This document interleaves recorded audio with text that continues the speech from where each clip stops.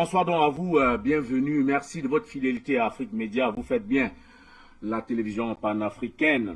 Deux sujets donc au menu de cette seconde partie du débat panafricain, la grande messe du dimanche, votre émission dominicale. D'abord, ces marcheurs panafricains qui sont partis de Dakar au Sénégal et qui, durant 40 jours, ont marché bravant les intempéries et l'insécurité pour atterrir, donc arriver à Bamako, c'était mardi dernier, où ils ont été accueillis par le Premier ministre qui leur a dit tout le remerciement du peuple malien. Comment comprendre ce tact au-delà du symbole fort qu'il porte en lui-même? Comment comprendre donc ce tact au-delà du symbole? C'est ce que nous allons essayer de comprendre. Et puis, en deuxième partie, évidemment, toujours au Mali, nous allons essayer de comprendre pourquoi les belles performances des FAMA, les forces armées maliennes, dérangent autant la France. Parce que, comme vous le savez, l'armée malienne monte en puissance. La preuve, c'est ces opérations qui se multiplient sur l'étendue du territoire, le Premier ministre l'a dit, avec des résultats palpables, des armes saisies, des terroristes neutralisés.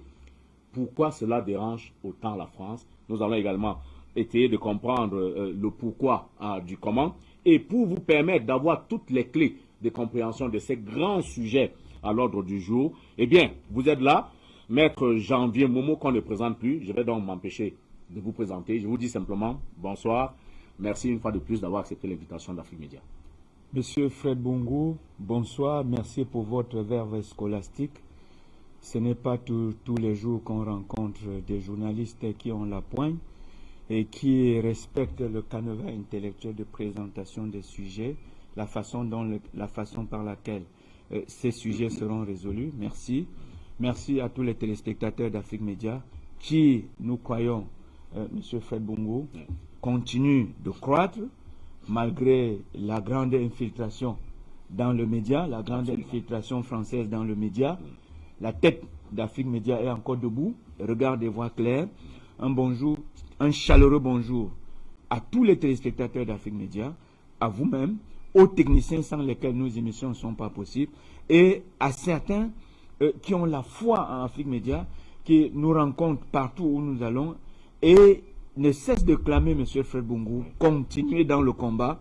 Très souvent, nous n'avions pas su ce que vous étiez en train de faire, mais au jour d'aujourd'hui, avec les yeux suffisamment désirés, j'ai coutume de le dire, nous commençons à regarder et voir clair, et vous nous avez fait apprendre ce qu'on appelle la géopolitique sans que nous ne sachions, sans que nous ne nous soyons inscrits à l'université, parce que partout ailleurs en Occident, la géopolitique, c'est dès les premières heures de l'école où on vous fait savoir que vous êtes les plus forts, vous êtes la domination, c'est ça le début de la géopolitique. Vous êtes la domination du monde, vous ne devez pas vous laisser faire, ainsi de suite. Donc, nous disons bonjour à ces téléspectateurs, M. Mboum, Mme Jankou, et je ne peux pas tous les citer. Bien sûr. Donc, merci.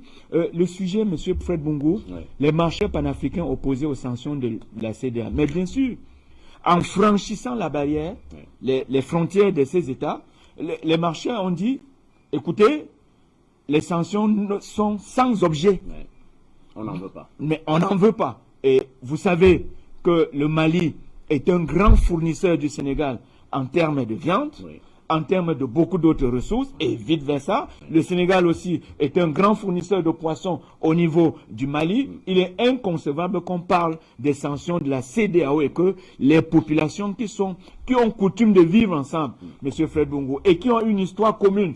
Parce que si vous entrez dans la composition anthropologique du Mali, vous allez retrouver que des Maliens, certaines souches maliennes se retrouvent au Sénégal, certaines souches de populations maliennes, sénégalaises se retrouvent au Mali, ainsi de suite. Donc, les sanctions pour nous, elles ont été beaucoup plus métaphysiques que pratiques.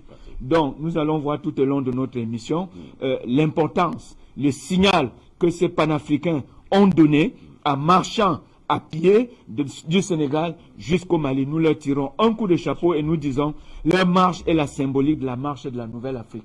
La Nouvelle Afrique, Afrique Média, a toujours voulu et soutenu cette Nouvelle Afrique qui est libre. Je suis d'accord avec le discours du Premier ministre Choguel qui a dit vous êtes ceux qui allaient libérer, et par cette marche, ils ont commencé le mouvement de libération. Merci infiniment donc à vous, Maître Janvier Momo, très très bien habillé, en tenue vraiment traditionnelle africaine, prénu qui vient même justement de l'Afrique de l'Ouest. Je ne trahis pas un secret, vous-même vous le voyez. Merci. Vous êtes également là aujourd'hui, Dieu-le-Dor Yumbi. Vous êtes également un militant panafricain. Et puis vous êtes là justement pour nous éclairer de votre connaissance profonde de ces enjeux qui guident aujourd'hui l'Afrique à travers ces deux thématiques. Merci d'être là. Un grand bonsoir, mon cher Fred Bongo, et un bonsoir à tous ces grands techniciens qui, contre vents et marées, ont pris la quintessence de leur qualité en ressources humaines pour s'appliquer de plus en plus sur leurs machines. Un grand bonsoir à toute la jeunesse panafricaine, en particulier cette jeunesse des 54 pays qui forment le grand continent. Et je vais dire encore vraiment et vraiment à tous ceux-là, les marcheurs qui ont marché pour arriver dans la capitale Bamako, ceux-là ont démontré aux yeux de l'opinion internationale et aux yeux du monde entier que la jeunesse de ce début du XXIe siècle a compris la valeur et la trajectoire du défi qu'ils ont en face par rapport à la libération totale et la souveraineté pour la dignité des grands peuples africains dont je le dis encore, nous sommes là pour vous sur Afrique Média. Et Afrique Média, c'est cette chaîne qui matérialise directement l'édification aux yeux de cette jeunesse qui avait mal compris le départ, mais la conscientisation dans leur maturité et leur sens de responsabilité nous font honneur aujourd'hui. Je pense que le Premier ministre, M. Choguel, a bien fait d'être là pour valoriser le défi que nous sommes tous les jours pour dire à cette jeunesse, le Cameroun, pardon, un lapsus, le Cameroun c'est l'Afrique, le Mali c'est l'Afrique. Donc vous, jeunesse africaine, c'est vous qui allez libérer l'Afrique de demain et nous ne pouvons qu'être fiers, M. Fred Bongo. Eh bien, merci. Chers téléspectateurs, vous le savez, cette émission est également la vôtre. Vous avez la possibilité d'interagir avec nous, de nous appeler, de nous dire ce que vous pensez de cette thématique, mais aussi, pourquoi pas, des argumentaires déployés ici par nos panélistes. Je vous invite donc, lorsque le moment sera venu, à participer très fortement pour nous donner évidemment ce que vous pensez de cette situation. Mais pour commencer, Maître Janvier Momo, je voudrais d'abord que nous nous arrêtions pour une première partie sur l'acte. Avant d'en comprendre, avant d'en sonder les ressorts et surtout les significations pour les perspectives, arrêtons-nous sur l'acte. Départ le 16 février, et puis Dakar au Sénégal, Oui. arrivé le 29 mars, 40 jours. Oui. Ça rappelle un peu la Bible. Oui. Je ne veux pas qu'on rentre dedans, mais Oui. 40 jours de marche avec les intempéries, l'insécurité. Qu'est-ce que les marcheurs panafricains ont voulu démontrer? Monsieur Fred Bongo, premièrement, les marcheurs panafricains interpellent les Africains d'avoir conscience de ce qui se passe au Mali, en République du Mali. Le signal fort de ces marcheurs, c'est qu'au Mali, il y a un mouvement qui est engagé et ce mouvement a besoin du support et du soutien de tous les Africains, des Africains de tous les bords. Cette marche signifie la renaissance de la nouvelle Afrique, c'est-à-dire l'Afrique vieillissante, celle des collabos, celle des nègres de maison, celle des cinquièmes hommes. Cette Afrique-là doit disparaître. Et la nouvelle Afrique, qui est la symbolique du panafricanisme, c'est-à-dire une Afrique pour les Africains, construite par les Africains et dans l'intérêt des Africains. C'est le signal des marcheurs panafricains.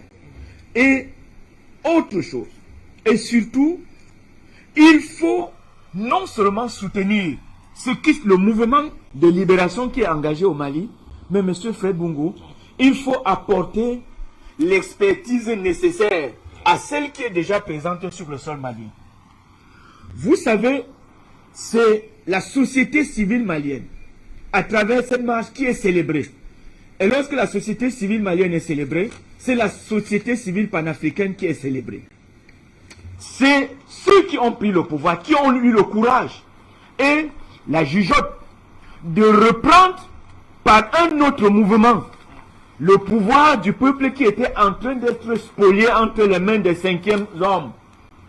La marche veut dire une erreur s'est produite, elle a été corrigée, nous sommes avec vous pour la continuité de la correction de cette erreur.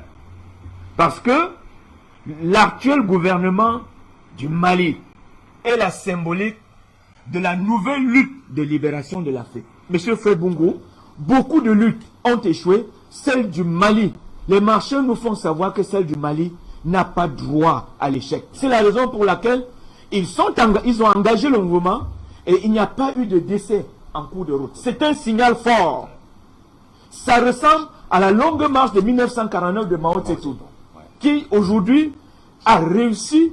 C'est une marche qui a requinqué le moral des Chinois et les Chinois sont sur le toit du monde, que vous le vouliez ou pas. Ce n'est pas la guerre en Ukraine qui est la symbolique de la dédollarisation des échanges internationaux. C'est le fait que la Chine aujourd'hui est détentrice du plus grand pouvoir économique mondial, qui fait en sorte que le dollar, tôt ou tard, perdra sa force. Donc, comme la longue marche de Mao Tse-tung en 1949, les marcheurs du 16 février viennent de prouver une fois de plus que l'Afrique peut engager un mouvement et soutenir. Je pense que tous les noms de ces marcheurs seront inscrits au panthéon de la libération de l'Afrique. Pas seulement à Addis Abeba où se trouve le siège de l'organisation continentale. Je pense même que ce siège est en train de se déplacer sur le plan moral, sur le plan de la lutte d'Addis Abeba vers Bamako, vers le Mali. Nous pensons, M. Fred Bungu, que cette marche qui a atteint son objectif par l'arrivée à Bamako est la symbolique du réveil définitif de l'Afrique. C'est-à-dire les Africains aujourd'hui doivent arrêter de garder leur esprit dans une tanière de repos de l'âme. Vous savez, quand on parle de repos de l'âme, on ne peut pas parler de tanière. La tanière, c'est le centre par excellence de la prédation. Dans la tanière, il n'y a pas de repos parce que c'est la guerre. Donc, la marche fait comprendre aux Africains que le moral des Africains est celui de nos pères de l'Égypte, de la Nubie et de tout ce que vous pouvez. C'est la symbolique du nouveau pouvoir reconquis par les Africains. Cette marche est le soutien indéfectible. Je dis bien soutien indéfectible. C'est la marche du fagot de bois. Par cette marche, les Africains se constituent aujourd'hui en fagot de bois. C'est-à-dire, personne n'a le droit de venir dans le fagot de bois enlever une brindille pour fragiliser les cordes qui tiennent, l'équilibre qui tient le fagot de bois. C'est une marche qui est la symbolique, qui scelle le nouveau réveil de l'Afrique et qui fait comprendre aux Africains, nous aussi, nous pouvons réussir dans nos engagements, dans nos objectifs et dans notre nouvelle vision de la libération du continent. Ce n'est pas seulement une libération, M. Fred Bungu, sur le plan politique. C'est une libération sur le plan économique parce que beaucoup sont pressés qu'il faut déjà la monnaie. Non.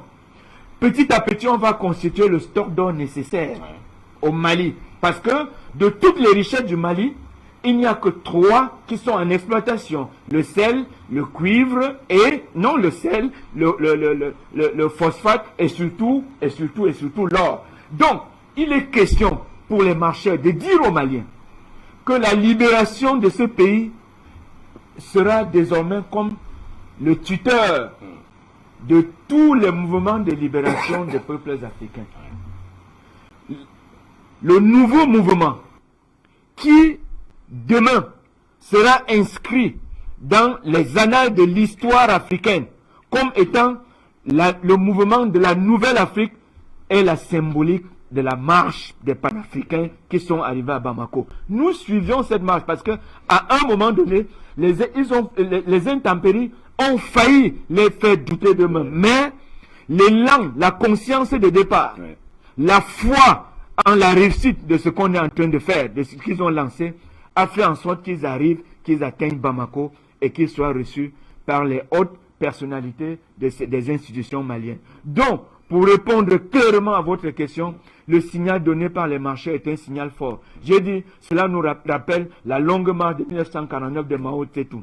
Et c'est la raison pour laquelle je reprends, les noms de ces marcheurs seront inscrits au panthéon des mouvements de libération des peuples africains.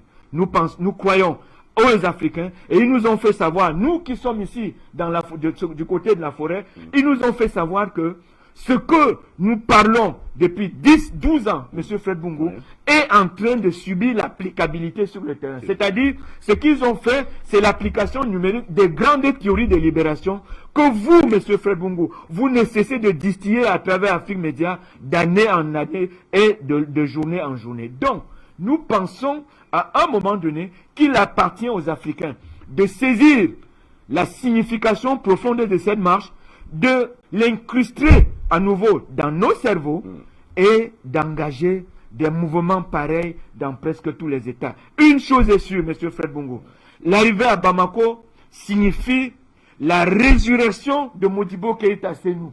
Vous savez ce que ces dignes ont pensé de l'Afrique, ce qu'ils pensaient du Soudan occidental qui était le Mali, ce qu'ils pensaient de la République du Mali, 1 241 km², qu'à un moment donné, les impérialistes ont voulu saucissonner en petits États, et s'adjuger les États qui sont suffisamment, les endroits ou les espaces maliens qui sont suffisamment riches en minerais, pour dire à un moment donné que les Africains ne sont pas capables. Une chose est sûre, le pouvoir central malien, Assimi Goïta et les autres, ils ont le soutien total des panafricains. Cette marche n'est que le début, il y a d'autres mouvements qui arrivent.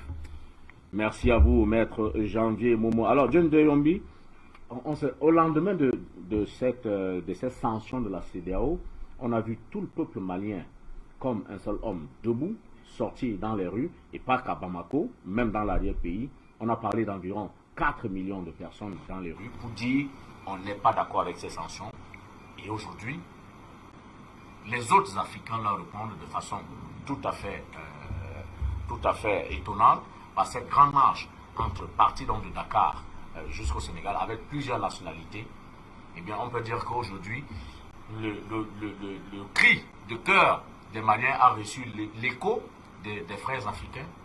Monsieur Fred Bongo, l'histoire retiendra qu'en ce début du XXIe siècle, la jeunesse africaine a pris conscience des enjeux.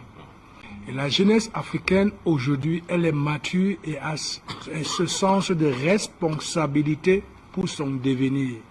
Nous ne sommes plus aux années coloniales, aux années de dictature, aux années de chicotte, aux années de l'impérialisme. Aujourd'hui, la nouvelle donne se présente aux yeux du monde entier que l'Afrique telle qu'elle est aujourd'hui, c'est cette Afrique que les colons sont venus détruire tout le système géopolitique et culturel et détruire par les hommes qui y vivaient. Et aujourd'hui, le XXIe siècle fait renaître cette jeunesse du passé qui revient sur l'emprise de vouloir récupérer ce bien qui est à elle. Et ce bien-là, aujourd'hui, on la retrouve maintenant dans les qualités de ressources humaines de cette jeunesse africaine. Voilà cette jeunesse qui vient dire face aux sanctions, face au chef d'État de la CEDEAO, que vos sanctions sont irréelles, Illégal, illégitime. Dans l'illégalité et dans l'illégitimité de vos sanctions. Vous n'avez pas pesé le sens de la responsabilité qui confère à toute la sous-région. Nous, peuple souverain, nous venons donc vers vous pour vous dire, dans vos accords de la CEDEAO, rien n'est inscrit à l'intérieur et nous ne pouvons pas donc accepter aujourd'hui que la décision vient de la France pour pouvoir nous dicter comment nous allons vivre et que vous allez obtempérer pour pouvoir faire souffrir des peuples. Aujourd'hui, nous, peuple jeunesse souveraine, nous avons le droit de vous dire non. Parce que nous sommes restés quelque part, nous, jeunesse, à subir, même par nos chefs d'État. Tout simplement parce que ces chefs d'État aussi, ils subissent. On se dit, nous avons un chef d'État sans savoir que ce chef d'État, il n'est qu'une marionnette. Aujourd'hui, la jeunesse panafricaine est en train de dire à tout chef d'État qui ne sera pas dorénavant panafricain pour pouvoir valoriser et prendre en compte l'intérêt général de l'Afrique, il ne pourra pas avoir les suffrages de ces Africains. Voici cette jeunesse, elle n'est pas seulement sénégalaise, elle est de toute la sous-région. Il y a les Ivoiriens, il y a les Burkinabés, il y a les Niger, un peu. C'est un mélange cosmopolite de cette valeur de cette jeunesse qui vient aujourd'hui rappeler le bon sens à la CEDEAO qui est sous l'emprise de la France et quelque part interpeller directement la France de ce jeune dictateur Emmanuel Macron pour lui dire ça ne passera plus et ça ne passera plus comme ça en Afrique. Nous sommes prêts aujourd'hui, pacifiquement, comme vous avez vu, aujourd'hui, dans un mouvement où nous interpellons plutôt l'opinion internationale à aller faire valoir aujourd'hui notre décret de pas un degré de dire non à la France, mais de dire non à l'ingérence en Afrique, parce que la CEDEAO a pris que des décisions qui venaient de la France pour pouvoir faire souffrir tous ces peuples de cette zone de l'Afrique de l'Ouest. Nous ne pouvons qu'aujourd'hui dire encore que la jeunesse est autour d'un réveil. Et cette marche-là démontre aujourd'hui le réveil de cette jeunesse qui dit aujourd'hui, c'est notre moment, c'est notre siècle, et ce siècle ne sera plus comme avant. Nous avons la responsabilité à nous aujourd'hui d'écrire, d'apporter notre contribution, car chaque siècle apporte des changements dans la géostratégie, surtout en politique. Il faut attendre un demi-siècle pour voir si le monde a changé. Il faut attendre un siècle pour voir les résultats de ce que vous avez pu faire pendant ce demi-siècle. Et nous savons bien que après plus de 60 ans d'indépendance, comme a dit cette indépendance que nous avons eue par procuration, on devient mature. Et ce sens de maturité, nous ne pouvons que nous dire merci, parce que quand Afrique Média s'est installé au Cameroun, en Guinée, quand nos patriarches ont accepté qu'une chaîne Afrique Média qui devait défendre les intérêts de l'Afrique sur le grand continent, beaucoup de jeunes n'avaient pas compris la quintessence de débat qu'il y en avait ici. Aujourd'hui, cette valeur a multiplié la conscience pour que les jeunes Africains puissent édifier finalement, fondamentalement, leur pensée pour leur avenir. Et aujourd'hui, la marche nous prouve finalement quelque part que le message est passé. Et tous les jeunes sont debout. Et dans cette marche, nous avons eu que la respectabilité, que les institutions maliennes sont sorties pour valoriser encore à tous les jeunes en Afrique que nous sommes avec vous. Quand vous êtes debout, ça veut dire que nous n'avions plus peur. Parce que beaucoup de chefs d'État africains souvent veulent réagir, mais il n'y a pas la population, il n'y a pas la jeunesse. Mais aujourd'hui, une jeunesse qui prend le risque, sortir de partout, pour venir là, les soutenir, ça veut dire la lutte n'est plus malienne, la lutte elle est africaine aujourd'hui. Donc la prise de conscience de l'Afrique est debout et nous pouvons que nous en réjouir. Merci. Maître Momo, je voudrais revenir à vous rapidement avant que nous prenions cet élément qui va nous permettre aussi de camper. Finalement, on disait jusqu'ici, hein, les contempteurs du panafricanisme qui se gaussaient, comme vous avez l'habitude de le dire, de vos discours ici, répétés ici, se disaient non, vous prêchez dans le désert, ce n'est pas un combat légitime. Mais aujourd'hui, quand on voit que ces jeunes Africains ont pris les risques que vous avez rappelés, les risques d'insécurité, d'intempéries et tout ça, je rappelle qu'ils ont marché à pied, plus de 1300 km quand même, en 40 jours. Est-ce que finalement, c'est le désir de porter ce message à ce que d'aucuns appellent le club des présidents? Est-ce que c'est le message d'unité de l'Afrique, c'est-à-dire, pour parler de la CEDEAO et rester peut-être là-bas, à l'appel de cette CEDEAO des peuples? Est-ce que c'est ça? Est-ce que pour vous, vous pensez que ce message va être compris par ceux à qui il est destiné? Et c'est une excellente question qui interpelle non seulement ce club dont vous faites allusion et qui existe effectivement et qui est dévoué à l'impérialisme, à la France et à tout l'Occident, mais aussi et surtout la symbolique de la marche dépasse le cadre de la CEDEAO, bien que ce soit effectué au sein de la CEDEAO. Absolument. C'est la raison pour laquelle, M. Fred Bongo, pour revenir à ce que vous disiez au départ, ce que vous disiez depuis plus d'une dizaine d'années, et que les gens croyaient à un moment donné que c'était une prédication dans le désert, a des répercussions au jour d'aujourd'hui. Quand vous parlez d'un média comme Afrique Média, mais il faut regarder la ligne et lire la ligne éditoriale. Combien sont les téléspectateurs qui ont déjà appelé pour demander qu'ils voudraient lire la ligne éditoriale? Ils n'en ont pas besoin parce que, au fil des jours, lorsque vous suivez des émissions, vous n'avez plus de raison, vous n'avez même plus envie de demander la ligne éditoriale qui apparaît à travers ce qui se dit, à travers ce qui se conçoit et à travers ce qu'on livre à la nouvelle Afrique au jour le jour, quel que soit le moment dans la journée. Donc, les marcheurs interpellent le club des présidents, M. Fred Bungu, pour dire si la CEDEAO est une organisation régionale qui a une vocation salvatrice, celle de promouvoir au développement des États de la CEDEAO, il est inconcevable que la même organisation cherche à asphyxier un État par des mesures, je dis bien par des mesures prises à l'encontre d'un peuple qui s'est engagé dans un mouvement de libération des populations. Voilà la symbolique qui est envoyée au club des présidents de la CEDEAO. Voilà le message qui est envoyé, M. Fred Bungu, à tous ces chefs d'État de la CEDEAO qui, jusqu'aujourd'hui, dont certains ne pensent pas encore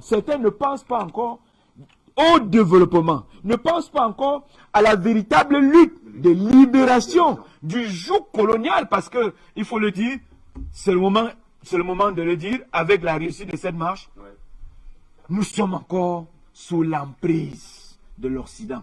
Donc, le message est envoyé à ce club de présidents, que désormais, celui qui ne veut pas s'arrimer au désirata des peuples, c'est-à-dire la libération, la souveraineté, l'indépendance véritable, celui-là sera bouté hors du palais présidentiel. C'est la symbolique, c'est le grand message que les marcheurs envoient au club de présidents qui pensent à un moment donné que les facilités avec l'Élysée suffisent pour s'asseoir sur le fauteuil présidentiel, pour diriger le peuple à leur guise et pour, à un moment donné, nous faire comprendre que le pouvoir appartient à certaines familles, que le pouvoir n'appartient pas au peuple. Donc, les marcheurs ont envoyé ce message et il doit être perçu. Au-delà de la CEDEAO, c'est une interpellation à l'Union africaine qui, à un moment donné, a suivi ces sanctions démentielles à côté d'une faute inexistante. Parce que sur le plan de droit, ce sont des sanctions démentielles à côté d'une force inexistante.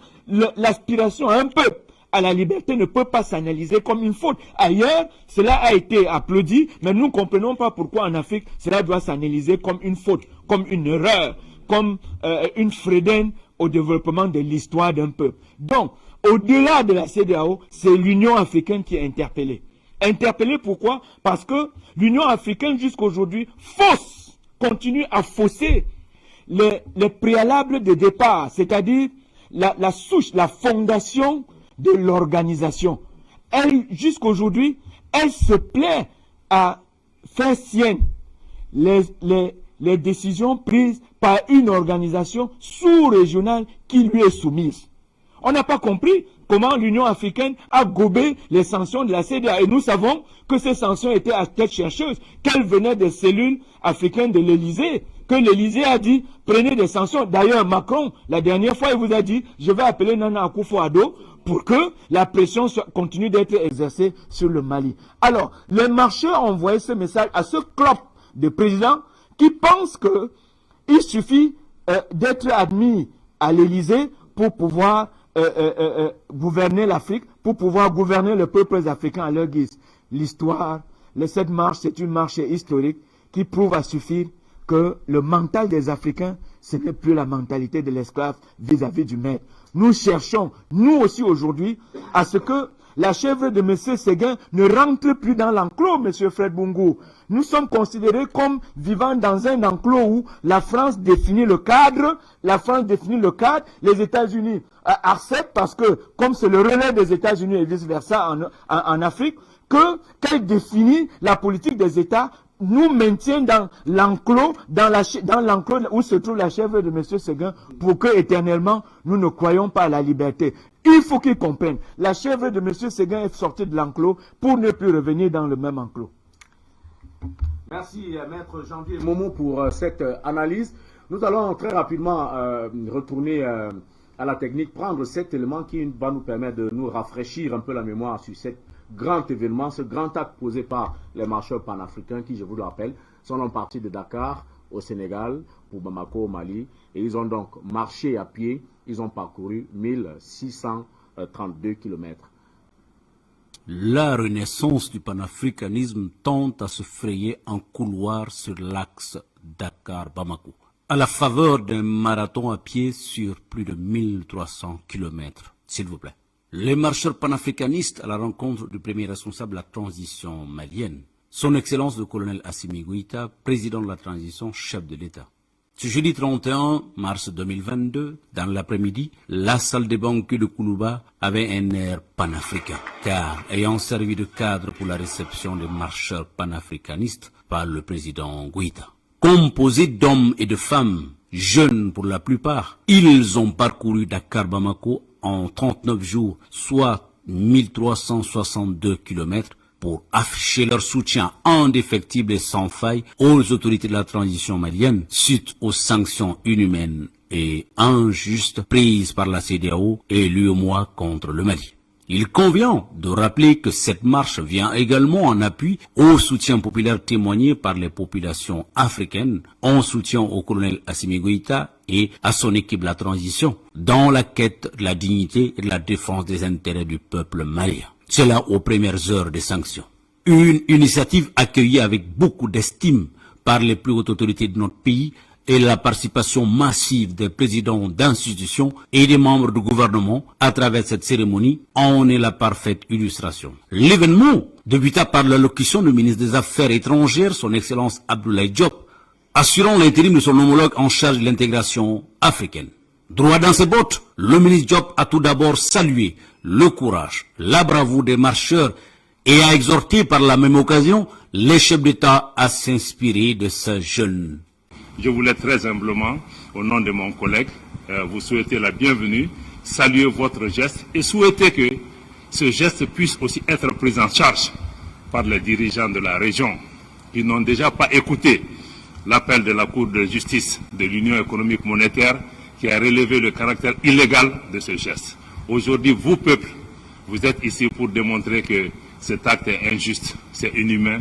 On doit se tourner, regarder les peuples. Les dirigeants devront aujourd'hui suivre les peuples pour qu'on puisse lever ces sanctions, pour que nos pays puissent cheminer, aller vers la stabilité, aller vers la sécurité, aller vers la solidarité, aller vers des liens économiques et des liens sociaux qui ont toujours tissé, j'allais dire, irrigué les relations entre nos pays. C'est dire qu'aujourd'hui, vous sympathisez avec les Maliens. Et nous savons que ces sanctions, l'impact négatif sur notre pays n'est pas seulement que sur les populations maliennes, mais c'est aussi sur les populations sénégalaises. Nous le vivons. Mais aussi, votre geste, c'est pour dire que ces sanctions ne constituent pas une solution. Prenant la parole au nom de son Excellence le colonel Assimi Goïta, grand maître des ordres nationaux, le grand chancelier des ordres nationaux a annoncé que le chef de l'État a décidé à titre exceptionnel de faire de ces jeunes marcheurs des citoyens d'honneur du Mali toute une symbolique. Jeunes marcheurs, vous êtes la lignée de ces héros, de la résistance à la colonisation, de ces bâtisseurs d'empire, de ces unificateurs de peuples. Vous êtes les dignes descendants de ceux qui ont mis sur les fonds baptismaux la Fédération du Mali. Le grand maître des ordres nationaux du Mali, son Excellence, le colonel Assimi Goïta, président de la transition, en reconnaissance de votre engagement panafricain, de votre foi en un avenir meilleur pour notre sous-région et pour l'Afrique, de votre empathie et de votre commisération pour vos frères et sœurs du Mali, a décidé, à titre exceptionnel, de vous faire citoyen d'honneur de la République du Mali. Bravons l'insécurité, la faim et ses corollaires. Ces marcheurs panafricanistes n'avaient qu'un seul but, afficher leur solidarité au peuple malien et lancer un message au peuple et dirigeants du continent. Nous ne sommes pas dans la passion. Nous ne sommes pas dans l'émotion. Nous sommes dans l'intelligence pure et ce n'est pas par pure prétention que nous disons ça. Parce que nous sommes les héritiers de siècles de domination, de siècles de souffrance et de siècles de malheur qui nous viennent de l'extérieur et dont ce sont nos autorités ici qui jouent ce jeu et nos leaders, nos élites africaines. Le Mali, symboliquement, est dans cette situation où le néocolonialisme, comme dans les siècles passés, vit le même mode opératoire où ce sont des forces étrangères qui imposent leurs lois à nos États et que ce sont nos peuples qui en pâtissent. Nous n'avons pas de statut spécial, nous n'en cherchons même pas. Nous n'avons pas une intelligence spécifique, nous n'en avons pas plus que les autres, nous n'avons pas plus que ceux qui sont dans ces salles ou les jeunes qu'on a laissés. Mais la chance que nous avons de choisir qui il veut et le met à la place qu'il veut. Tout ce que nous faisons notre référence, c'est la foi, c'est la puissance divine. Et si nous voyons que depuis des années, le Mali résiste et qu'aucun État africain n'est solidaire humainement à notre peuple, parce que c'est le peuple africain du Mali. Nous ne sommes pas des Sénégalais. Nous sommes des Africains, nous sommes des Panafricains. Il y a des Africains du Sénégal, il y a des Africains du Congo, il y a des Africains de la Guinée, il y a des Africains du Mali. Nous ne faisons jamais de différence. Et quitte à tout perdre, nous ne faisons jamais de différence, puisque aujourd'hui, le symbole le plus fort qu'on voit, c'est ce régime que vous représentez aujourd'hui. Et vous m'excusez de vous le dire comme ça.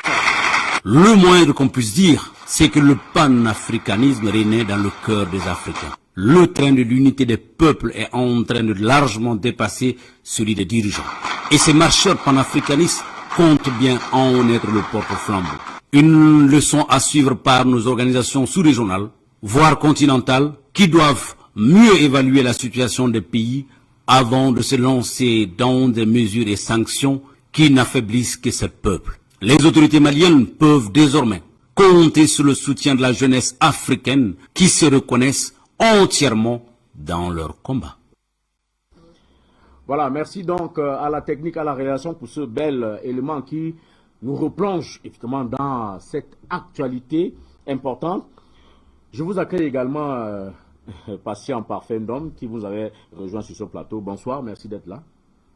Bonsoir Fred, bonsoir à mes amis du panel, bonsoir à nos nombreux téléspectateurs à travers le monde, à nos valeureux techniciens, à qui je dis un bonsoir appuyé.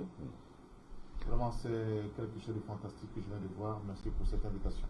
Mais vous n'avez pas l'habitude d'être souvent en retard, mais on comprend, vous avez plutôt des petites difficultés à travers ce doigt-là. Allons dans le vif du sujet. Oui, j'ai été endeuillé ces derniers temps, c'est vrai. Bon, l'essentiel, c'est que je sois à la exécution. Voilà. Alors, nous venons de suivre cet élément ensemble. 1362 km bravés donc par ces jeunes Africains de plusieurs nationalités, comme vous l'avez suivi dans ce message. C'est un écho, vous diriez, c'est un écho retentissant au combat, à l'appel du peuple malien qui demande aux Africains de se lever. Je pense qu'il faut commencer par féliciter cette jeunesse africaine.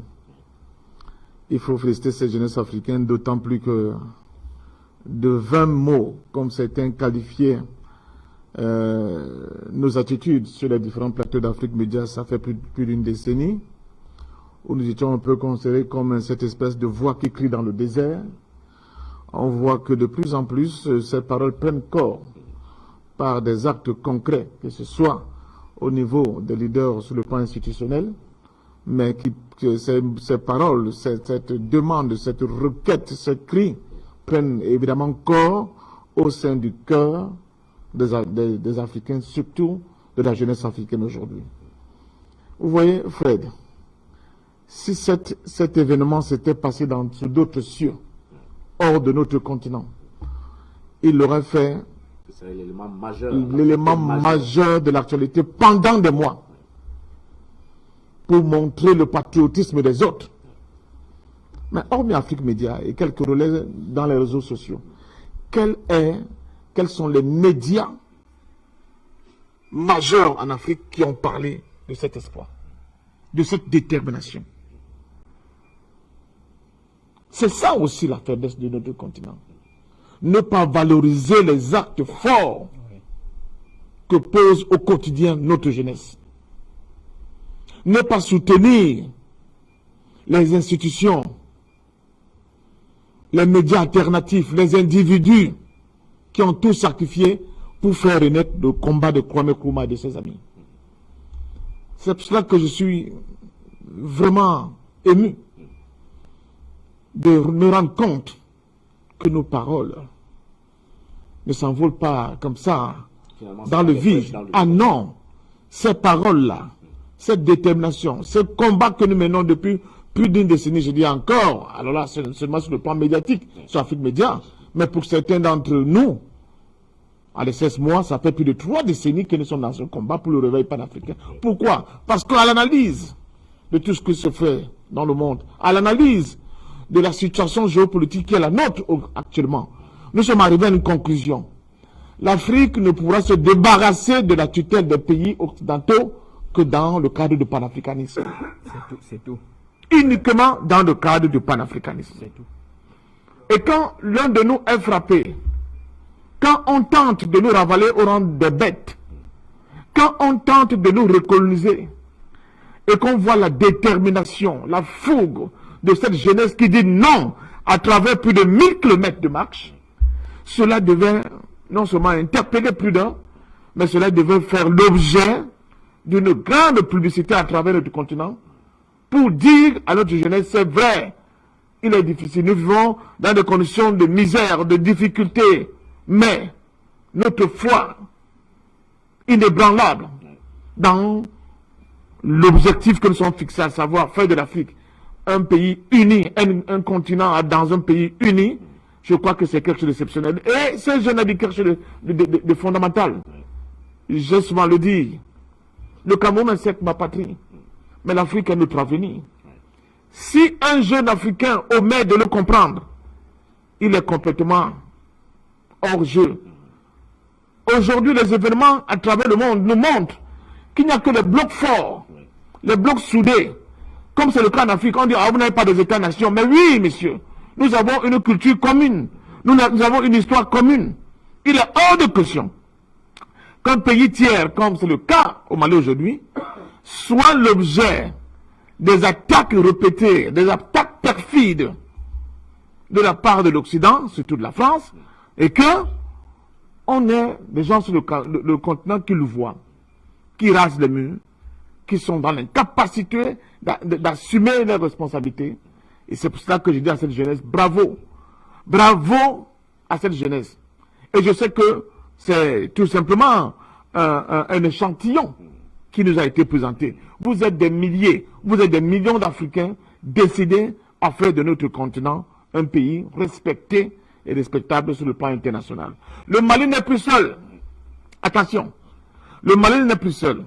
Ceux qui seraient tentés de penser que le Mali est seul, ils comprennent très bien aujourd'hui que le Mali n'est pas seul. Au-delà du peuple malien qui ne cesse de se mobiliser chaque jour qui passe, vous avez vu la dernière mobilisation, pour rejeter la CEDEAO, pour rejeter le franc CFA et pour rejeter toute forme, n'est-ce pas, d'assujettissement qu'on veut encore essayer d'appliquer au Mali.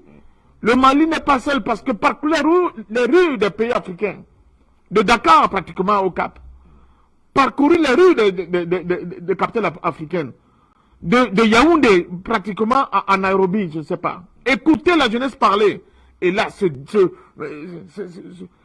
mots-là maintenant, cette requête est adressée à nos dirigeants.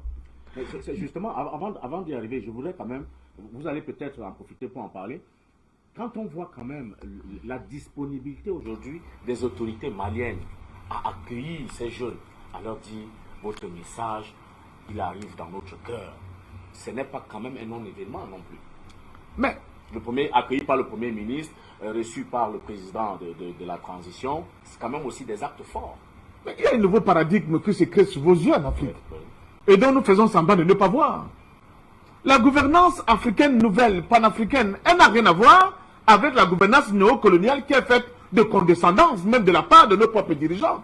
Ici, nous avons, comme le disait Feno Assadio, des Africains nouveaux, des dirigeants nouveaux, qui prennent en compte justement les actes positifs qui sont posés au quotidien par cette jeunesse responsable et par cette jeunesse digne.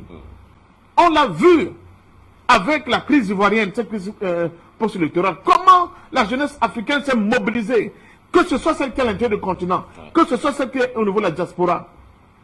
On le voit aujourd'hui avec le cas malien, mais parce que nous avons de nouveaux dirigeants. Nous avons des dirigeants qui sont soucieux, n'est-ce pas, de prendre en compte ces actes forts qui sont posés par la jeunesse africaine. C'est pour cela qu'évidemment, on peut leur ouvrir les portes des palais, les recevoir, savoir leur dire merci, n'est-ce pas, pour ce geste et pour cet acte fort qu'ils ont posé. Et ils disent, on n'a aucune exigence. Non, mais justement, mais tout ce que nous faisons depuis, vous le savez, Fred, vous êtes dans cette bataille depuis très longtemps aussi. Mais qu'est-ce que nous avons eu en contrepartie? Qu'est-ce que nous avons eu en contrepartie? Nous le faisons de manière complètement désintéressée. Le seul intérêt que nous avons dans ce continent, c'est l'amour profond que nous avons pour notre continent. Et celui-là, personne ne peut l'acheter. Et les gens ont tenté de l'acheter, et pas des moindres. À coût de dizaines, je vais dire, de centaines de milliards. Nous avons dit non. Nous allons préférer mourir pauvres, comme disait Sékou Touré. On accepte la liberté dans la pauvreté que d'être dans cette cage-là avec des lingots d'or de gauche à droite. C'est de ça qu'il s'agit. Donc il faut bien que les gens qui traitent encore l'Afrique comme si c'était un espace où se gambardent des sièges de branche en branche, qui comprennent de manière résolue qu'une nouvelle éthique panafricaine est en marche. Elle est en train de gangrener tout le corps social africain. Elle est en train de s'accaparer des cœurs de cette jeunesse qui ne demande pas, alors là, qui ne demande pas, qui n'a pas des idées de vengeance, qui n'a que des idées de dire au monde, nous sommes nous aussi des êtres humains. Nous avons aussi notre humanité, et cette humanité-là, nous ferons tout pour que le monde sache que nous sommes le cœur, le creuset même de l'humanisme.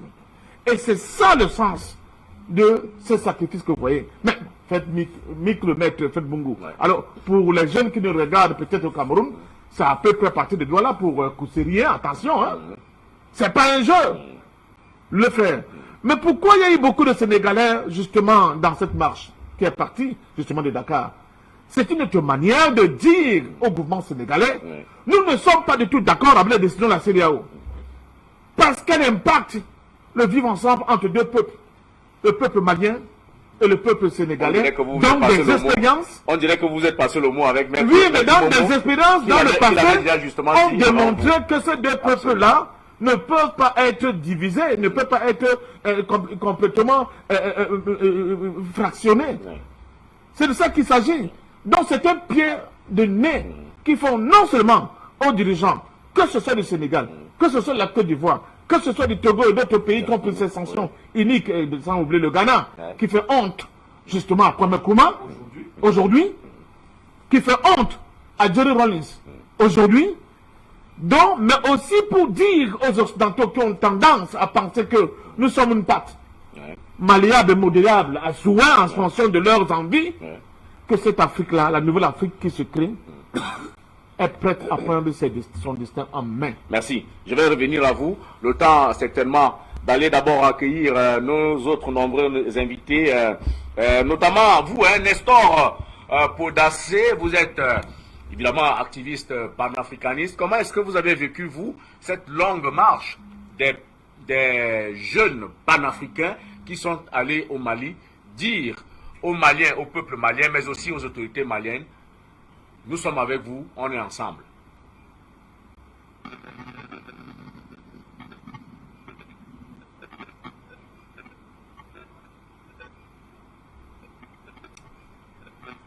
Avec nos invités, nos panélistes sur Zoom, Nestor Podassé, manifestement n'est pas avec nous. Peut-être Issa Diawara, bonsoir. Comment est-ce que vous avez accueilli, vous, cette longue marche des jeunes panafricains qui sont partis de Dakar pour Bamako, qui ont parcouru 1362 km en 40 jours pour aller témoigner de leur soutien, de leur solidarité, non seulement au peuple malien, mais également aux autorités maliennes. Bonsoir à tous les panélistes, bonsoir à vous sur le plateau. Malheureusement, c'est trop compliqué avec Zoom pour l'instant. Nous n'avons pas encore la bonne qualité du son et de l'image. Je vais revenir à vous, Issa Diawara. Nestor Podacé, peut-être que avec vous cette fois-ci sera la bonne.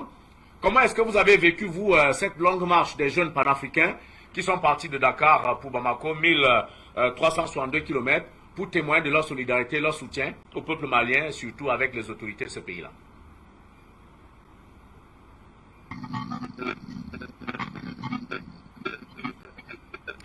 Manifestement, c'est trop compliqué. Je vais revenir sur ce plateau le temps que tout ça se mette en place. Alors, Maître Janvier Momo, il y a quand même une phrase forte qui a été prononcée par le représentant de ces jeunes panafricains que nous venons de voir, notamment Souleymane Jules Diallo, qui a dit précisément « Nous devons constituer un bouclier autour du Mali. Si le Mali tombe, c'est toute l'Afrique qui tombe. En tant que jeunes, nous devrions proposer un outil diplomatique pour que le Mali ne tombe pas. Et cet outil, c'est la marche Dakar-Bamako. » C'est tellement profond. Ousseini Badi, c'est le porte-parole des marcheurs. Oui. Je pense que cela nous fait comprendre que ce qu'ils ont fait, ce n'était pas une leçon d'athlétisme. Oui. Nous n'avons pas affaire aux athlètes kenyans. Non. Nous n'avons pas affaire à ceux qui voulaient faire le marathon. Nous avons eu affaire à ceux qui marchaient avec une idée en tête, M. Fred Bongo. Le bouclier dont tu parles, c'est un bouclier humain. C'est un bouclier psychologique. C'est un bouclier mental. Et enfin, c'est un bouclier qui cerne toute l'Afrique entière, qui protège et couvre toute l'Afrique entière.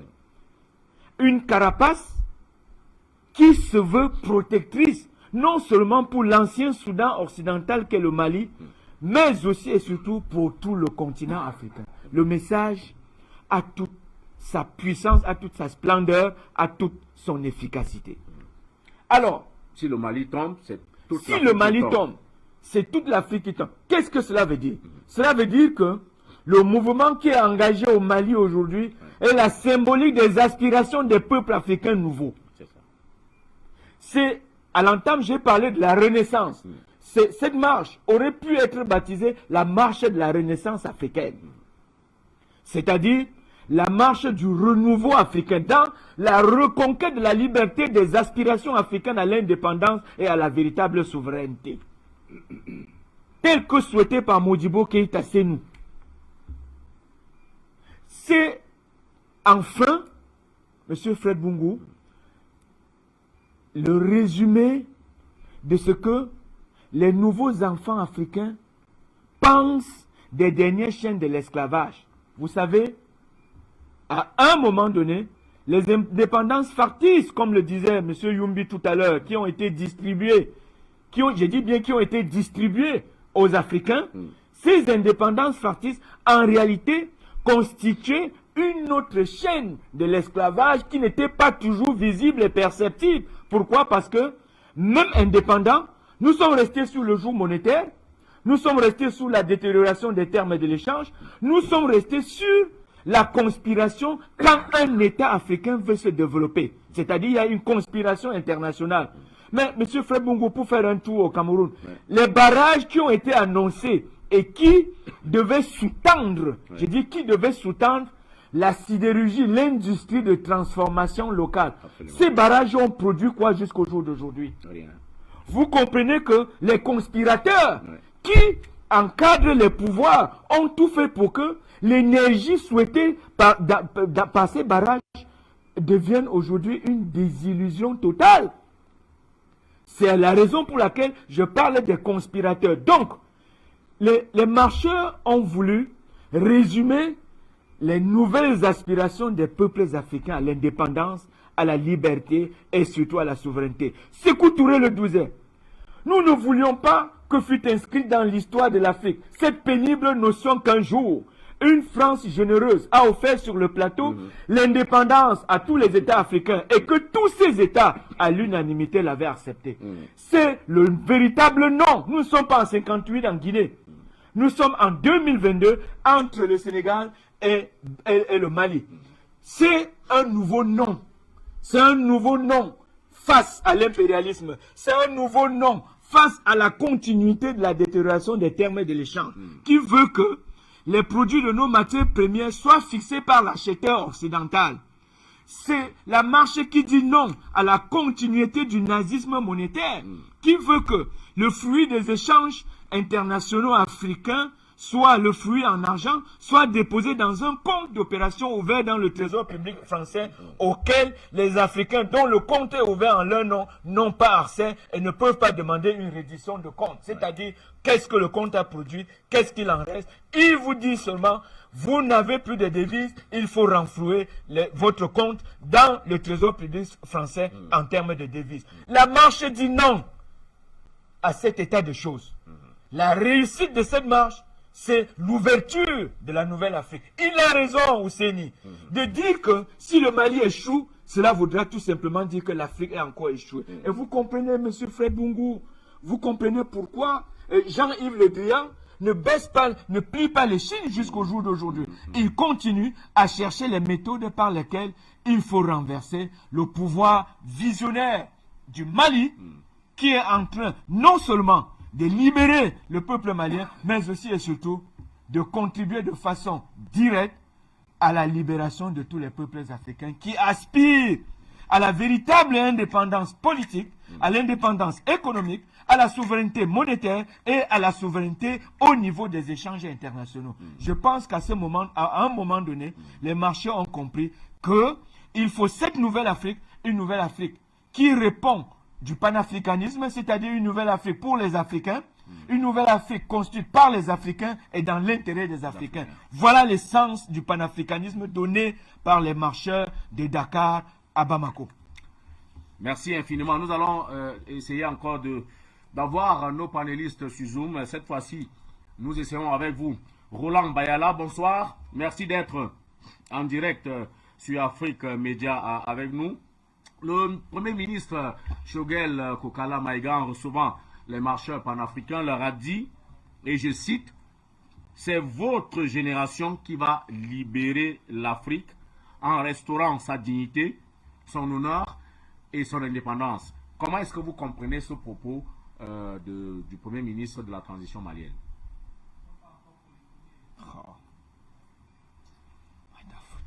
Décidément, ce n'est pas très facile aujourd'hui, mais Dieu ne dort Yumbi.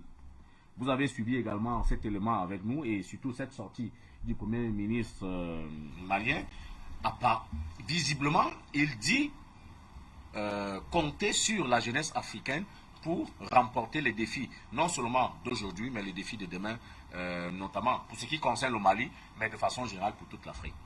Oui, monsieur Fouad Bongo, quand le Premier ministre malien le dit, c'est parce qu'il a déjà vu l'exemple que c'est la jeunesse malienne qui les a portés au pouvoir. Et la jeunesse malienne, il voudrait bien que ça soit contaminé partout en Afrique. Et aujourd'hui, le bel exemple que la jeunesse malienne a prouvé aux yeux du grand continent a boosté toute la jeunesse. La preuve, nous avons ces marcheurs qui viennent de tous les pays et de la sous-région. Et partout, si d'autres n'ont pas pu être, c'est parce qu'ils sont peut-être très loin pour faire 3 000 à 4 000 km à pied. Voilà. Ce qui veut dire la conviction de cette jeunesse vient donner la résistance de la pensée et du souhait du Premier ministre M. Choguel. Aujourd'hui, c'est cette même conviction que de la jeunesse aujourd'hui aspire tout simplement parce que nous sommes fatigués de pouvoir vivre en dessous de nos moyens. Pourtant, nous avons toutes ces capacités à mieux vivre, à mieux penser à un avenir meilleur et à avoir de l'espoir pour les générations futures.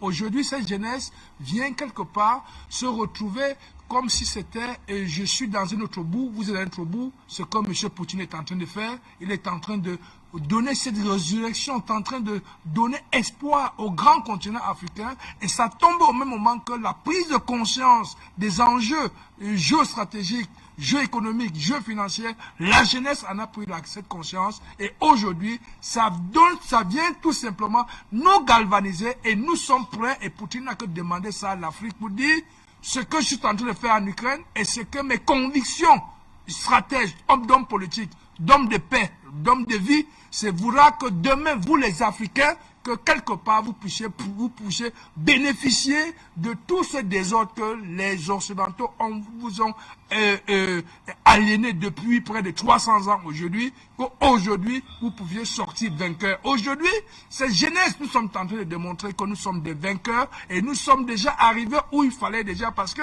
qui aurait imaginé il y a 2 siècles que les Africains, les jeunesse à l'époque, pouvaient se lever le matin, et tous ceux qui ont levé la tête, nous savons comment ils sont partis. Mais aujourd'hui, nous parvenons à nous lever, à marcher pendant 1300 km dans les eaux, dans la forêt, où il y a des djihadistes qui sont dissimulés partout. Vous savez qu'il y a des djihadistes panafricains aussi, mon cher Fred Bongo. Parce qu'on ne peut pas seulement dire souvent ces djihadistes, parce que vous avez beaucoup de djihadistes aujourd'hui qui demandent à retourner au village parce qu'ils étaient embarqués dans un chemin qu'on ne connaissait pas, tout simplement parce qu'ils étaient sur les joutes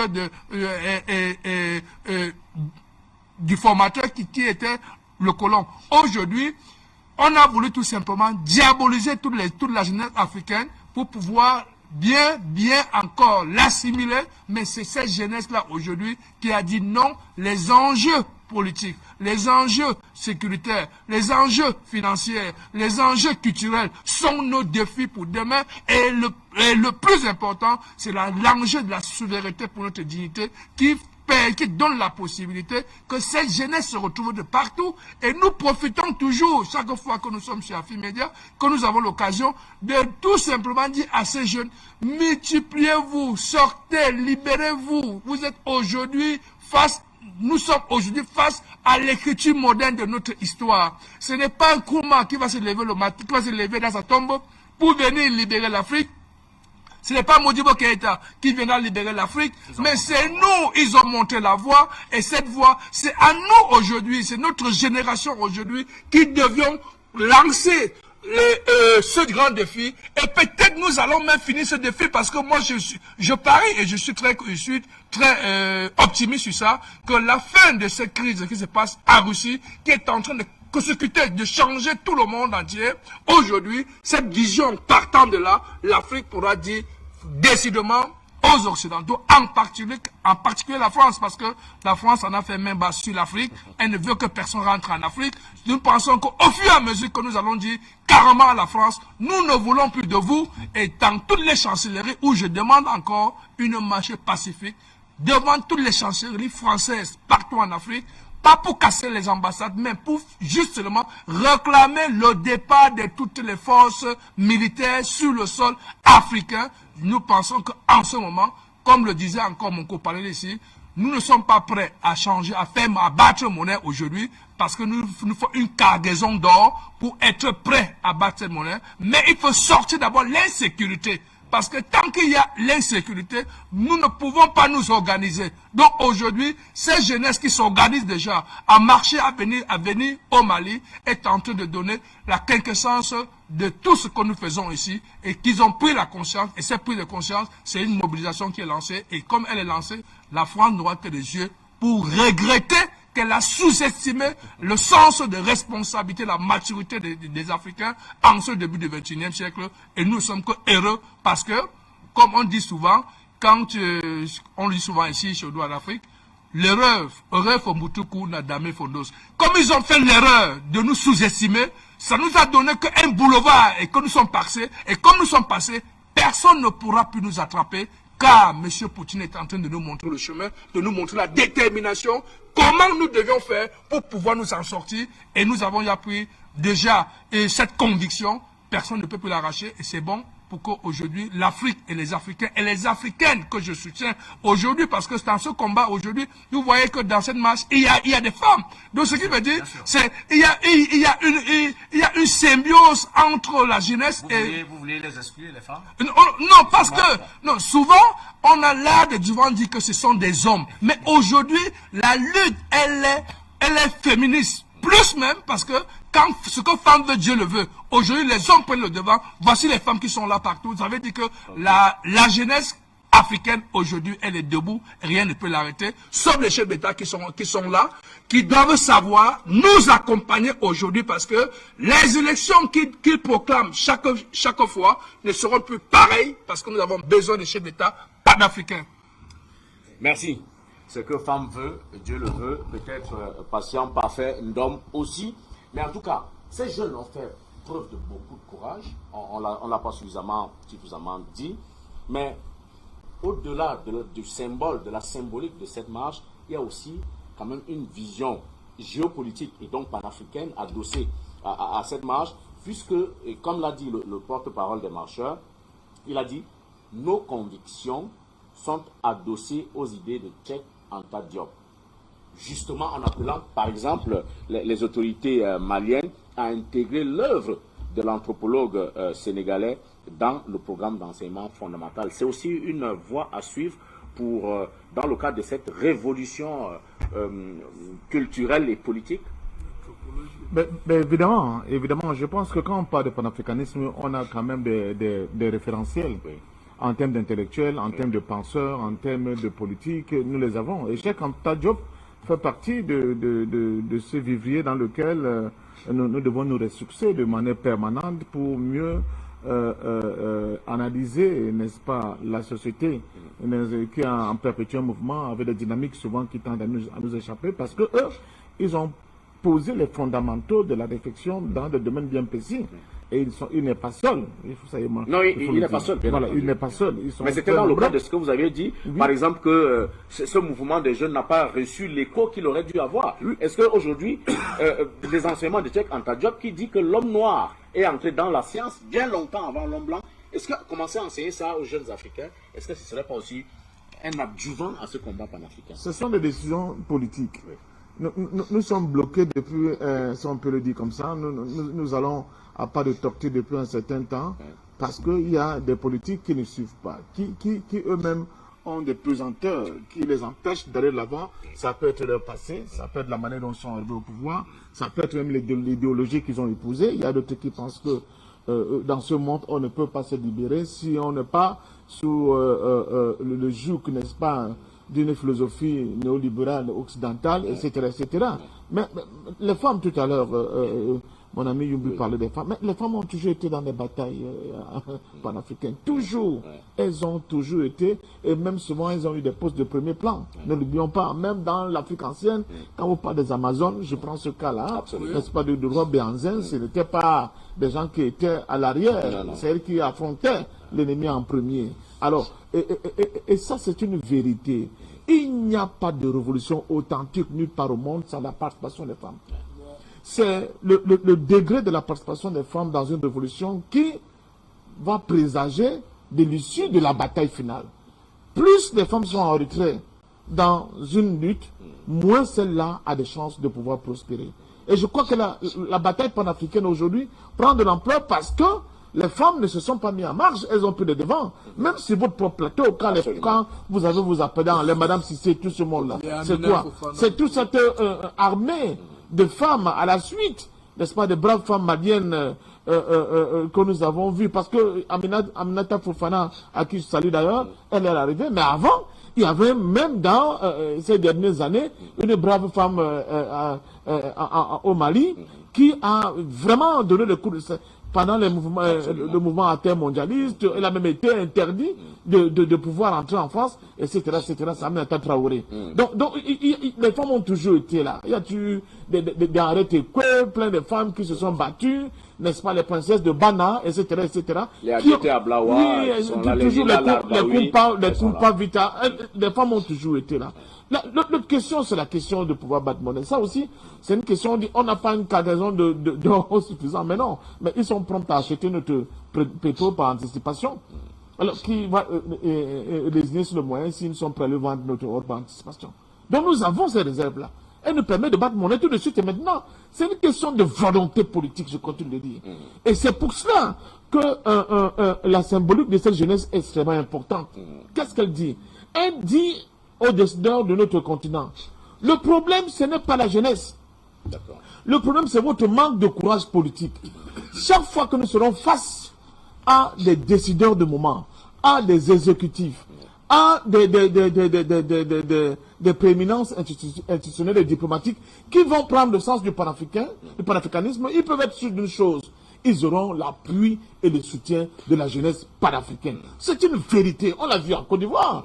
Qu'est-ce qui peut expliquer que presque toute la jeunesse panafricaine soit venue, soit acquis aux idées du président Laurent Gbagbo? Parce qu'on a vu l'homme à l'œuvre. Et on a compris que cet homme-là qui était à l'œuvre a été dans le sens, n'est-ce pas, de permettre justement que cette Afrique qui vit encore malheureusement avec les chaînes qui nous sont au niveau des mains, des pieds, mais aussi de notre tête, que tout cela puisse exploser et permettre à l'Afrique justement de s'envoler par la libération du génie africain. C'est de ça qu'il s'agit.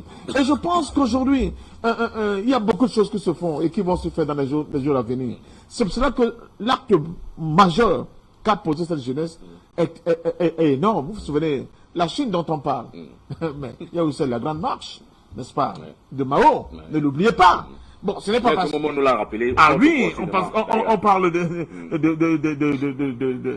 des marcheurs. Les marcheurs aussi, au-delà du fait qu'ils marchent, mais tout le long du parcours, ils sensibilisent les populations, ils éduquent les populations. Et ils nous éduquent même à distance, ils nous sensibilisent même à distance. Leur souffrance, leur détermination, leur sueur, n'est-ce pas, tout le long de ces centaines, de ces milliers de kilomètres, c'est pour nous dire, nous sommes, comme les gens disent, prêts à prendre notre part de responsabilité. Si c'est ça leur chemin de Damas, ils l'ont fait. Donc, je pense sincèrement que l'Afrique est en train de créer un nouveau paradigme. L'Afrique l'écrit d'abord. Elle aura le soutien des pays amis, des peuples amis qui vont l'aider. Mais le déterminant dans cette bataille-là, elle sera d'abord africaine.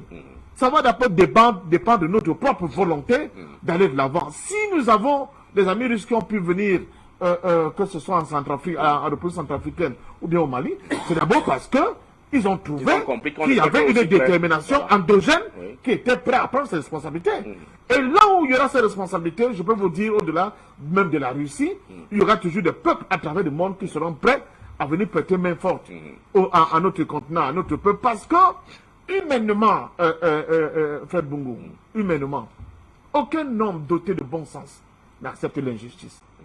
Et l'injustice pour l'homme noir, l'injustice pour l'Africain n'a que trop duré. 5 siècles d'esclavage. Pendant 5 siècles, ces gens nous ont vendus comme on vend des chèvres au marché. 5 siècles, il faut bien que notre jeunesse compte. Un siècle, ça fait 100 ans. Un siècle, ça ne fait pas 5 jours. 100 ans. Pendant un siècle, ils nous ont vendus. Ils ont administré de la même manière comme des bêtes. Le cas le plus patent, c'est le cas du Congo. Où un individu, le roi Léopold II, qui est le roi d'un petit espace qui n'est même pas le centième du Congo, s'est approprié de tout ce territoire. Et il a mis des règles d'une violence, d'une barbarie et d'une sauvagerie inégalée. Il fallait couper des mains si on ne ramenait pas un tonnage de caoutchouc bien précis. Et c'est à partir de la facture de M. Léopold II qu'un certain nombre de sociétés aujourd'hui qui dirigent le monde économique en Occident se sont créées, les gens ne le savent pas. C'est à partir de la compagnie privée de M. Léopold II que notre compagnie qu'on appelle Sabena. Et de Sabena, aujourd'hui nous avons SM Bruxelles. Je prends seulement cet exemple. Absolument. Donc c'est pour vous dire que les fortunes, chaque fortune que vous voyez en Occident, nos enfants ils sont éblouis quand ils voient ça. C'est le sang de vos ancêtres qui ont construit tout ce que vous voyez là-bas. C'est le sang de vos ancêtres qui ont construit tout ce que vous voyez là-bas. Donc, il faut justement qu'on revienne à ces fondamentaux. Nous ne sommes pas revanchards. Nous estimons tout simplement que la vérité doit être dite.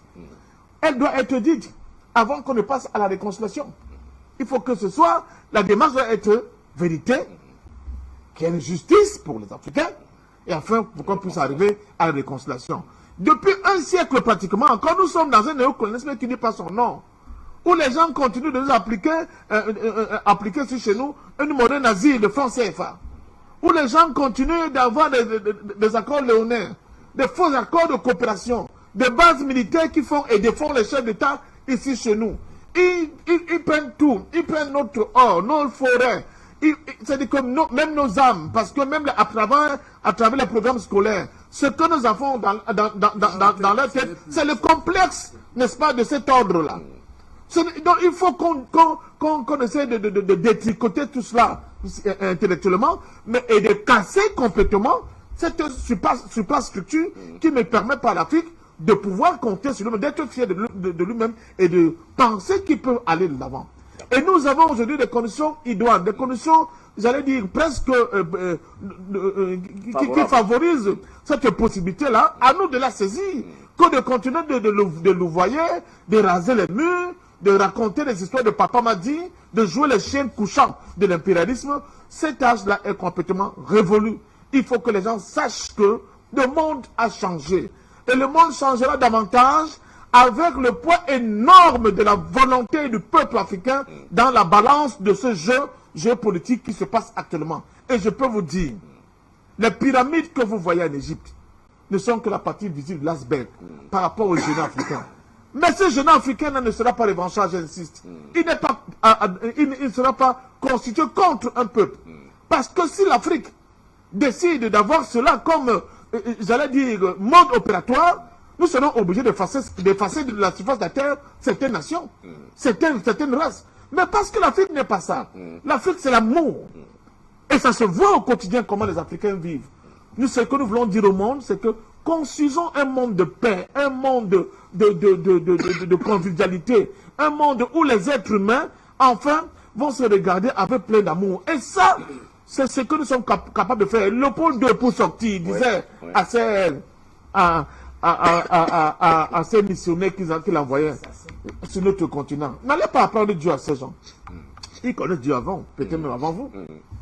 Allez leur apprendre à arrêter la soumission à nos ordres. Je caricature, mais c'est ce qu'il leur disait. Parce que pour Dieu, on connaît Dieu. C'est l'Occident aujourd'hui qui tourne le dos à Dieu. Et c'est ce que Poutine me rappelle. Dans la guerre là même, qui oppose l'Occident à Poutine. C'est qu'en réalité, les gens ne le comprennent même pas très bien. Poutine, c'est le meilleur représentant, n'est-ce pas, de la pratique de la religion. Attention, que ce soit Byzance, depuis Byzance, la Grèce antique, c'est lui qui a encore cette culture, n'est-ce pas, de la crainte de Dieu. Les hommes ne l'ont plus. Ils ont dit que les hommes peuvent épouser les hommes, les femmes peuvent épouser les chèvres. Parce que vous avez touché à votre chat, on est prêt à vous envoyer la guillotine, etc., etc. C'est ça, leurs valeurs. Les valeurs qui sont les valeurs humaines, les valeurs de respect de la nature. Regardez avec quelle hargne, avec quelle violence ils détruisent complètement la nature. Si le français prétexte qu'il faut punir Poutine, on est prêt aujourd'hui à aller utiliser le gaz de schiste qui s'obtient par fracturation hydraulique, donc il détruit complètement la nature. Et c'est les mêmes qui vont venir vous dire il y a le COP 21, le COP 30, le COP 50, nous voulons protéger la nature. Mais c'est incroyable ce mensonge, cette manipulation, cette flotterie de cette élite-là qui veut continuer de dominer le monde, mais arrêter en détruisant le monde, parce que pour eux, peut-être quand ils auront tout détruit ici, ils auront vivre en masse. Mais nous savons que Ilolombi, Yahweh, Yehovah, tout ce que vous voulez dans nos propres Tata, Zambé, dans nos langues disent, ils nous ont légué cette planète, et c'est cette planète que nous allons vivre. C'est pour cela que nous allons tout faire pour en la protégeant par notre humanisme. Mais nous n'accepterons plus jamais d'état d'esclave dans lequel nous sommes passés pendant des siècles. Il faut que cela que ça rentre dans les têtes de chacun. Parce que si tant que ce n'est pas rentré, je crois que les gens vont continuer à s'amuser sur notre continent. Merci donc à cette jeunesse. Merci, n'est-ce pas, au gouvernement malien qui a su, pour une fois, dire merci, n'est-ce pas, à cette Afrique-là qui a décidé d'aller de l'avant. Merci vraiment à tous ces grands penseurs. Je pense à Cheikh Anta Diop, je pense à Hussein Afana, je pense à Tchundjan Pomi qui nous ont ouvert les yeux. Dieu sait ceux qui sont nombreux, ils ne sont pas que des politiques. Donc, une fois de plus, cette jeunesse-là, allez revisiter, n'est-ce pas, la voie a été tracée. Quand on a eu des dirigeants comme ceux que vous avez cités, là, les Moumier, les Lumumba, etc., la voie a été tracée. On n'est plus libre. Arrêtez, les Africains ne sont plus libres. Ils sont obligés de continuer cette marche en avant sur ces pas-là qui ont été tracés par nos prédécesseurs pour que l'Afrique, enfin, le regard des autres sur les Africains change radicalement. Merci. Patient Parfum d'homme qui est parti dans une longue diatribe, vous l'avez compris. Il fallait absolument vider ce trop-plein. Mais je vous retrouve avec plaisir. Issa Diawara, bonsoir. Alors, quelles sont pour vous les significations, les différentes significations de cette grande marche opérée par des jeunes panafricains qui, je le rappelle, ont parcouru 1362 km de Dakar à Bamako pour témoigner leur soutien au peuple malien, mais aussi aux autorités de la transition. Ok, bonsoir frère Bungu. Bonsoir au grand frère Samuel Djenedor, bonsoir à tous les panélistes et bonsoir à tous ceux qui nous suivent en ce moment précis. Permettez-moi de vous venir avec les 3 dernières informations fraîches du Mali. Oui. D'abord, à Menaka, à la frontière avec le Niger, l'armée malienne a neutralisé plus de 100 terroristes qui étaient venus s'approvisionner au marché de Menaka, à la foire de Menaka pour les Ramadan. Donc nous disons bravo aux forces armées maliennes. Et deuxième nouvelle, c'est ce qui n'est pas encore confirmé, mais ici sur beaucoup de médias, on laisse de plus en plus attendre que Amadou Koufa serait sans doute arrêté par les forces armées maliennes. Koufa, c'est le numéro 2 de Génim. C'est un puissant groupe terroriste, un puissant groupe djihadiste qui sévit depuis Kidal jusqu'au centre du Mali. C'est le numéro 2 d'Iyad Agali. Parce qu'il ne faut pas oublier, Génim, c'est une coalition de Lansardine, de Iyad Agali, d'Al-Qaïda, de Moudiao et ainsi de suite. Donc, ce numéro 2 serait sans doute arrêté par les forces armées maliennes lors d'une opération. Ça reste à confirmer.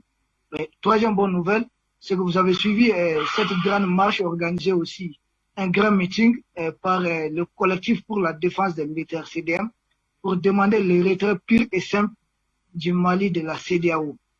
Et c'est ce qui m'amène même à ce sujet, parce que nous sommes parfois à ces marcheurs du Sénégal. Ce sont des signaux qui sont en train d'être envoyés. Les plus avertis savent lire entre les lignes et savent comprendre. Et nous savons que quand les grandes choses arrivent, il y a toujours des signaux.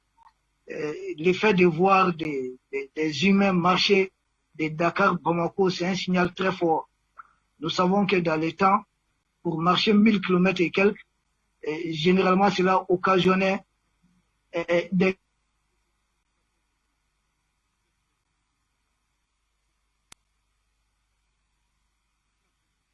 malheureusement, on était avec Issa Diawara.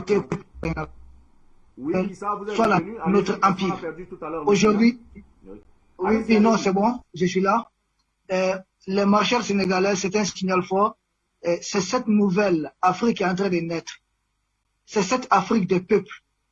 C'est pour dire que les peuples sont en train de prendre leur distance avec des dirigeants collabos.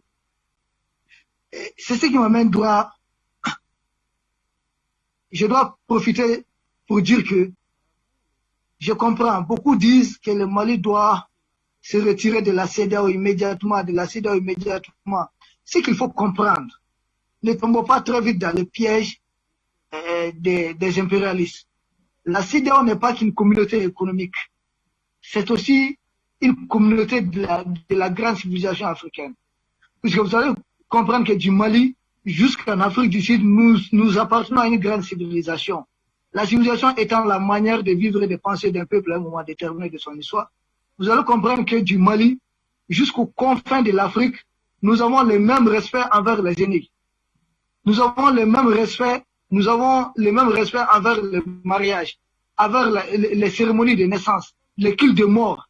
Nous avons à peu près la même chose. Nous appartenons à une grande civilisation. Ces frontières-là ne sont que des frontières de colonisation. Ce sont des choses qui ont été imposées injustement à des frères, à des sœurs et à des parents tout simplement. Dire que nous allons tout de suite quitter la CEDEAO, c'est une erreur. Quitter la CEDEAO et la laisser la CEDEAO en tant que telle entre les mains de la France serait un cadeau que nous allons faire à Emmanuel Macron, à l'Occident, en Occident dans son ensemble. On ne quitte pas la CEDEAO à l'État. Nous ne pouvons pas quitter la CEDEAO et garder les forces françaises à nos frontières. Au Niger, au Burkina. Au Burkina, ils ont l'opération Sable. Au Niger, ils sont là avec toutes les bases, y compris des bases des drones et des Américains. C'est comme vouloir accepter une Ukraine au sein de l'OTAN à la porte de la Russie. Ça revient à la même chose. Nous, le Mali pourrait quitter la CEDEAO, mais à des conditions. Il faut que cette CEDEAO, nous la réformons en profondeur. C'est une possibilité. Ou qu'en quittant, qu'il y ait déjà des États qui doivent nous suivre. Parce qu'il ne faut pas quitter la CEDEAO, parce qu'aujourd'hui, notre présence, la présence du Mali, gêne au sein de la CEDEAO. L'État ne joue pas contre les dirigeants du Mali, mais l'État est en train de jouer contre les dirigeants de la CEDEAO. Et ces marchés panafricains, c'est ça qu'ils ont compris. En venant au Mali, à se rallier au Mali, le Mali n'a pas de la pression à quitter la CEDEAO. Ce sont les autres États de la CEDEAO, collaborent de la France aujourd'hui, qui sont paniqués. Et aujourd'hui, quitter la CEDEAO à l'État serait le meilleur cadeau qu'il faut offrir à ces gens. Nous quitterons la CEDEAO, mais en affaiblissant considérablement la France. De sorte qu'après notre départ, d'autres États puissent suivre immédiatement pour que nous créions un bloc sous-régional. C'est ce qu'il faut comprendre. Le Mali n'est pas dans la logique de rester dans la CEDEAO à tous les prix, mais nous n'allons pas laisser une CEDEAO armée à nos portes, prête à nous enfoncer des îles avec des forces françaises tout au long de nos frontières. Ces gens-là sont en train de nous ceinturer. Comprenez que la CEDEAO, ce n'est pas qu'une communauté seulement économique, c'est une grande civilisation. Nous sommes des parents, nous sommes beaucoup. Comment quitter tout de suite? Est-ce une rupture dure ou une rupture négociée? Quitter tout de suite en imposant une frontière rigide avec nos frères de la Guinée, du Burkina et autres. Il faut récupérer la CEDEAO des mains de la France. Et c'est ce processus que le Mali a mis en œuvre. C'est ce processus que la CEDEAO, par son erreur d'obéir aveuglément à Macron, est en train de pousser la Guinée droit dans cela. Le Burkina est en train de rejoindre cela en lançant un ultimatum au Burkina et à la Guinée. Je crois que la France et ses pions ont fait les très mauvais calculs. C'est ce que je voulais dire. Et une fois de plus, merci à tout le monde. Merci infiniment à vous, Issa Diawara. Je voudrais donc me tourner vers Nestor Podane en espérant qu'il est avec nous, si la technique le permet. D'accord, merci, vous êtes là, bonsoir. Alors, le Premier ministre Choguel Kokala Maïga a dit, entre autres, aux marcheurs, c'est dans la difficulté qu'on reconnaît ses vrais amis. Est-ce que vous avez le sentiment aujourd'hui que les marcheurs panafricains vont réussir à essaimer, ou bien vous croyez-vous qu'ils ont semé quelque chose de durable qui va pouvoir s'étendre sur le reste de l'Afrique? Pour ceux qui n'ont pas encore compris les enjeux réels du cas malien. Oui, je pense que ce que Choguel Maïga a dit, c'est vrai.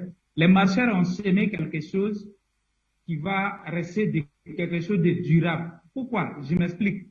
Vous savez, quand il y a eu sanction dans le mois de janvier, le 9 janvier 2022 à Accra, contre le Mali, nous avons lancé un appel à manifestation à caractère panafricaine dans tout le monde entier le 22 janvier. Et au Burkina Faso, nous sommes sortis en grand nombre et nous avons dit que nous allons tout bloquer tant que l'État burkinabé n'enlève pas embargo sur le Mali, nous n'allons pas rentrer. Et les militaires ont répondu en déposant le président Roch Kaboré, l'ex-président, et en même temps le lendemain, le Burkina a ouvert ses frontières avec le Mali. Le Sénégal est sorti manifester. Mais comme il n'y a pas eu de changement à la tête de l'État là-bas, quelques jours après, ils ont eu l'initiative de marcher venir à Bamako. Et je pense qu'ils ont prouvé leur amour aussi dans ce sens-là. Donc pour moi, le panafricanisme, ça a déjà déclenché, et même des vieux politiciens qui n'étaient pas des panafricains, qui étaient dans le régime réactionnaire, se retournent aujourd'hui, les Vescoudis qui sont des panafricains. Donc ça veut dire que nous sommes sur la bonne voie. Donc c'est pour dire quoi? Ce qui se passe, c'est que ces jeunes-là ont fait, en marchant de Dakar à Bamako, ça va faire tâche d'huile. Même si les médias mensongers, tels que les médias locaux inféodés à la métropole, tels que RFI, France 24 n'en parlent pas, mais c'est pas grave. Même si les médias nationaux des autres pays n'ont pas relayé, Afrique Média a relayé, les réseaux sociaux ont relayé, c'est l'essentiel. Et la plupart des jeunes gens aujourd'hui sont sur les réseaux sociaux. Donc, ils voient ces informations-là. Donc, ils ne perdent même plus leur temps d'aller écouter RFI, France 24 et autres. Donc, c'est pour dire que c'est quelque chose qui est très bien et nous l'avons apprécié et nous savons que ça va faire tâche d'huile. Ce qui se passe au Mali aujourd'hui, ça va faire tâche d'huile. Tout un gouvernement qui va arriver dans n'importe quel pays en Afrique de l'Ouest ici, si tu n'es pas prêt à changer, à aller dans le sens de la population, il faut savoir que tu ne vas pas durer. Ça, c'est clair. Tu seras balayé en plein midi comme Ibeka et Roch. Ça, c'est clair. Donc, tout Les chefs d'État de la sous-région actuellement, ça tremble dans beaucoup de pays. Ils ne vont pas vous dire, mais nous savons que ça tremble. Parce qu'ils ont peur du réveil de la jeunesse. Et cette jeunesse-là, elle n'est pas prête à s'arrêter en si bon chemin. Même aujourd'hui, dans la journée, j'étais en train de causer avec des jeunes gens. On parlait du Mali, les marcheurs qui sont venus. Mais ils m'ont dit, mon frère, nous sommes sur le bon chemin. Que nos dirigeants veulent ou pas, ils n'ont qu'à nous écouter. S'ils veulent, il ne faut pas qu'ils vont nous écouter. Mais ce qui est arrivé à Makloklo va arriver à Maklakla. Et cette idéologie panafricaniste, qui est un réveil, qui est en train de réveiller la jeunesse, quand nous regardons l'histoire, comment nous avons été maltraités jusqu'à aujourd'hui, ça fait mal. Et cette jeunesse-là n'est pas prête à se laisser piétiner encore une deuxième fois. Donc nous sommes prêts à relever le défi. Là où nos parents n'ont pas pu faire quelque chose, nous, on doit relever le défi. C'est dans cette logique que nous sommes. Et je pense que le Mali est en train de souffrir aujourd'hui, mais la souffrance d'aujourd'hui va envoyer le bonheur demain.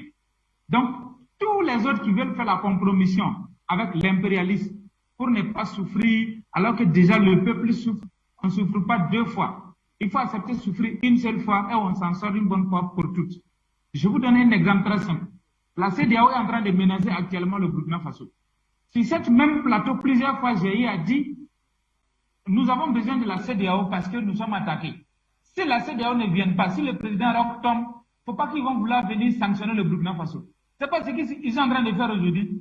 Donc, ils vont encore perdre la face au Burkina Faso, ça c'est clair. En 2015, Macky Sall a pris défaite ici, il connaît très bien le peuple burkinabé. Donc, je lance un appel à tous les Africains de soutenir le Mali, de soutenir le Burkina Faso, de soutenir tous les pays qui ont décidé de rompre avec l'ordre établi, l'ordre impérialiste établi.